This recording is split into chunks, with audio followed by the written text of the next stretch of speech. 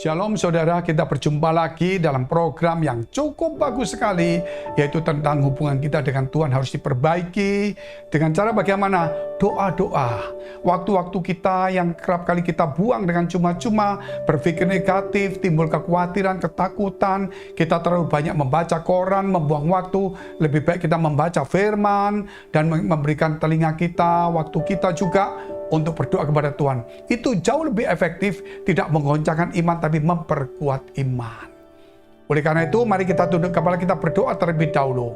Bapa kami yang ada dalam surga, yang kami kenal di dalam nama Tuhan Yesus Kristus, biar saat ini Tuhan, kami berdoa untuk saudara kami, saat ini dimanapun mereka berada, supaya mereka memberikan waktunya untuk Tuhan, memberikan telinganya untuk mendengar firman Tuhan, supaya mereka tidak mendengar berita-berita di dunia menggoncangkan iman kami, tetapi kami boleh mendengar berita dari surga yang menguatkan iman kami.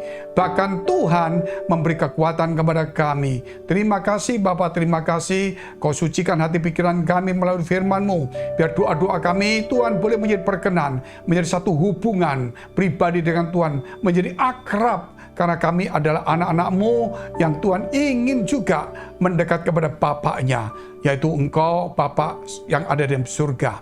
Terima kasih Tuhan. Kami berdoa juga untuk mereka yang masalah, punya persoalan, punya tantangan, punya pergumulan, yang sakit di rumah sakit, dalam penjara, mereka yang menderita, mereka yang dianiaya, Tuhan, mereka yang punya persoalan-persoalan, baik hukum maupun tempat yang lain, kiranya Tuhan, termasuk utang piutang, kiranya kuasa Tuhan bekerja kepada mereka. Demikian juga yang punya masalah keluarga, kesehatan, kiranya Tuhan Engkau turut campur ketika Engkau bersama dengan kami. Siapakah lawan kami? Tuhan, terima kasih Bapa, supaya yang sakit juga disembuhkan, mereka dipulihkan demi nama Tuhan Yesus Kristus. Haleluya, amin.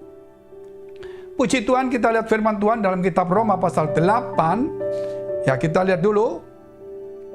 Roma pasal 8 ayat 30 dan 31. Dan mereka, yaitu kita semua yang percaya Yesus, dan mereka yang ditentukannya dari semula, mereka itu juga dipanggilnya, yaitu Yesus. Dan mereka yang dipanggilnya, mereka itu juga dibenarkannya. Dan mereka yang dibenarkannya, mereka itu juga dimuliakannya. Sebab itu, apakah yang akan kita katakan tentang semuanya itu?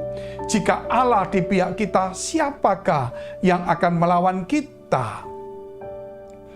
Sungguh ayat yang luar biasa. Kalau kita yang dipanggilnya, kita juga dimuliakan, kita juga dipilih, saudara, kita juga ditinggikan, luar biasa. Bahkan dikatakan, jikalau Allah ada di pihak kita, siapakah lawan kita? Oleh karena itu, saudara, kita perlu doa, kita perlu mendengar firman Allah, kita perlu memberikan waktu-waktu kita, ya, dalam satu hari mungkin hanya cuma 20 menit berdoa dan membaca firman Tuhan. Itu membuat kita, saudara, menjadi kuat dan punya keyakinan iman yang tangguh. Ketika iman kami bangkit, saya percaya Yesus Tuhan ada di pihak kita. Dengan imanlah yang membuat Tuhan itu, saudara, ada di sekitar kita. Kalau saudara tidak punya iman, maka saudara dikatakan bahwa dia menjauh, bukan karena dia yang menjauh, karena kita itu, saudara, yang menjauh. Karena justru iman itulah yang membuat kita dekat dengan Tuhan. Justru semakin kita beriman, kita percaya, kita yakin, itu berarti kita baca firman dan kita mendekat. Dan jikalau Allah di pihak kita, siapa lawan kita? Tidak ada, saudara. Dan inilah perlu yang kita mau renungkan kembali. Saya punya satu kisah, saudara. Satu kisah yang cukup menarik sekali. Yaitu ketika saya melayani satu orang yang hendak, ya anggap aja sudah putus asa lah, mau bercerai, seorang pengusaha yang cukup sukses. Pengusaha termasuk boleh dikatakan pengusaha yang sekuritas, yang punya saat itu entah bagaimana pada tahun 2008 atau tahun 2009, saya lupa, itu situasi ketika dia pulang dari luar negeri, dia mendapati hartanya habis semuanya. Saham dari sekian ribu menjadi cuman sekian ratus atau sekian puluh saja. Bayangkan berapa habisnya. belum uang yang dititipkan ke dia, belum dia harus membayar lagi, belum utang banknya, bagaimana dengan uang istrinya marah, datang ingin menceraikan. Dan akhirnya saya saat itu tinggal di Singapura.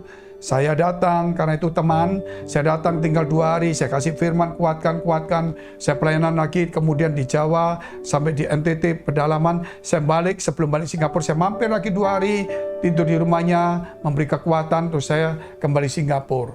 Lama-lama saudara 3-4 bulan, sekitar itu saya lupa sekali. Suatu hari dia begitu susah sekali, istrinya menangis, menderita sekali, dikejar-kejar orang, hartanya habis semua. Saudara, sampai dia pikir, aduh sudah tidak ada harapan hidup. Gitu loh. Akhirnya dia malah berkata, kalau gitu aku nggak punya uang, kalau aku jadi pelayan Tuhan aja. Oh, saya bilang jangan karena putus asa jadi pendeta atau pelayan Tuhan. Pelayan Tuhan itu pilihan, panggilan. Karena lebih menderita daripada orang biasa. Karena dia waktu ngantuk pun ditelepon orang mendoakan, waktu apapun juga siap harus melayani. Gitu. Dan tidak boleh sombong, tidak boleh, wah sulitlah jadi pendeta. Dan kemudian saudara, apa yang terjadi? Malam itu saya berdoa kepada Tuhan karena orang ini menderita sekali. Waktu saya berlutut di tempat tidur, di kamar, salah satu kamar yang ada pada dia, saudara, saya mendapatkan satu penglihatan. Sepertinya saya duduk di tempat tidur, dan sepertinya pintu kamar tidur itu terbuka. Sepertinya penglihatannya seperti itu, padahal saya berdoa. Dan saya melihat ada seorang berpakaian putih, lihat kepada saya dengan seperti melongok gitu loh, masuk ke dalam kamar saya, melihat gitu saudara. Ketika dia melihat gini, saya lihat wajahnya nggak lihat, kok kelihatan putih saja gitu loh. Terus tiba-tiba dia naik ke atas, itu ada tangga naik ke atas, naik lagi. Saat itu saya berpikir, wah, ini malaikat maut. Mungkin juga iblis ini mau membunuh, karena teman saya bisa bunuh diri ini. Jadi dalam penglihatan itu ketika dia naik, saya kejar, saudara. Pokoknya hati saya mesti tahan orang itulah. Jangan sampai teman saya mati. Saya nggak tahu itu siapa. Pokoknya saya firasatnya nggak bagus, itu malaikat maut atau sesuatu. Kemudian ketika saya jalan itu, saya lari, dia terbang saja. Saya jalan di tangga itu. Terus akhirnya dia di tempat ini, saya baru ke situ. Separuh jalan, saya mau lompat karena saya takut dia masuk ke kamar, tapi nggak mampu. Saya lompat, saudara, tinggi sekali. Tetapi waktu itu dia menoleh ke saya, dan wajahnya tidak kelihatan terang sekali, sambil dia menunjuk kamar di belakangnya. Dia berkata, masihkah dia punya iman? Masihkah dia punya iman? Dia menatap saya. Saudara, saya terkejut. Ini malaikat. Berarti saudara, ketika saat itu dia tidak punya iman, mungkin apa saya tidak tahu, sehingga Tuhan mungkin mau ambil nyawanya atau bagaimana. Tetapi saat itu dia bilang, Tuhan, saya membangun imannya, saya bangun imannya. Saya buat dia percaya apa yang tidak mungkin menjadi mungkin dan kembali kepada Tuhan. Saudara yang dikasihi Tuhan, kemudian saya ceritakan dia layani kurang lebih 6 bulan. Ya total hampir 1 tahun. Dia mungkin tidak sampai 2 tahun, dia sudah dipulihkan, saudara. Bukan utangnya M, tapi sudah di atasnya. Dan saya dengar dia semakin jaya, tetapi ingat, jaya itu kan cuma sementara. Hidup di dunia naik turun. Tetapi Tuhan tidak pernah, saudara, membuat dia itu hilang. Ya, uang yang kita punya kadang hilang, kadang naik. Tetapi Tuhan itu tetap ada dalam kehidupan kita. Nah, itulah sesuatu yang luar biasa. Yaitu yang dibutuhkan oleh Tuhan kita itu adalah iman itu. Sehingga dikatakan, jikalau Allah di pihak kita, siapakah lawan kita? Untuk kita tahu Allah di pihak kita, kita yakin Allah di pihak kita, itu butuh kekuatan iman, butuh keyakinan iman. Bahkan kalau saudara melihat ayat yang ke-31 itu, judulnya saja, judul perikopnya, keyakinan iman. Keyakinan iman baru ayat 31. Jikalau Allah di pihak kita, siapa lawan kita? Keyakinan iman. Saudara, mungkin hari ini Tuhan sedang melongok engkau. Sudah melihat engkau di kamar. Tuhan sudah mau masuk kamarmu. Tuhan sudah melihat engkau. Apa engkau putus asa, engkau kecewa, engkau sakit hati. Engkau marah dengan Tuhan di gereja dan pendeta. sehingga engkau mulai menyesal, sehingga engkau menyalahkan orang lain. Tuhan ingin engkau punya iman kembali.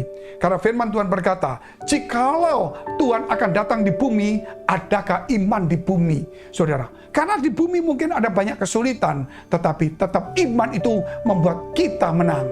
Seperti dikatakan, saudara yang kasih Tuhan, bahwa siapakah yang bisa mengalahkan dunia ini? Yaitu iman kita. Luar biasa. Haleluya. Mari beriman kembali. Caranya membangun iman, membaca firman Allah, bergaul dengan orang-orang yang bersekutu dengan orang-orang yang cari firman Tuhan, cari Tuhan. Kita tunduk kepala dulu, saudara, supaya iman kita semakin tumbuh. Terima kasih Tuhan Yesus, terima kasih memberkati kami semuanya. Supaya hari ini kami disadarkan, Tuhan, bahwa kerap kali kami percaya namun kurang beriman. Mungkin iman kami sudah goyah, iman kami menipis Tuhan, iman kita bukan menebal. Oleh sebab itu tambah iman. Tuhan, mulai hari ini kami ingin membaca firman, membangun iman kami di dalam nama Yesus, supaya ketika kami punya iman yang luar biasa, Engkau datang menjumpai iman di bumi ini. Bahkan bukan hanya itu, sehingga kami sadar bahwa Engkau ada di pihak kami. Siapa lawan kami? Tidak ada yang sanggup, karena imanlah yang mengalahkan dunia. Kami berdoa Tuhan untuk saudara-saudara kami yang sakit. Tumpangkan tanganmu bagian yang sakit, saudara-saudaraku. Engkau yang susah, punya masalah, pergumulan, apapun juga. Tumpangkan tanganmu di dadamu. Demi nama Tuhan Yesus kami berdoa, supaya tangan-tangan kau diurapi. Biar Tuhan memberkati engkau, memberikan damai sejahtera kasih-Nya, sukacita. Biar Tuhan memberikan kebenaran itu, supaya pergumulanmu diberikan jalan keluar, diberikan kemenangan, keberhasilan. Jikalau Allah di pihakmu, siapa lawanmu? Demikian kau yang sakit, dalam nama Yesus menjadi pulih dan sembuh. Terima kasih Tuhan, terima kasih. Kami telah percaya, kami bangkit iman kami. Kami akan semakin giat di dalam doa dan membaca firman Allah. Di dalam nama Yesus kami sudah mengucap syukur dan berdoa. Haleluya. Amin. Puji Tuhan saudara. Nah, kalau saudara ingin dilayani dalam doa dan konseling, silakan hubungi nomor-nomor yang tertera ini. Sampai jumpa. God bless.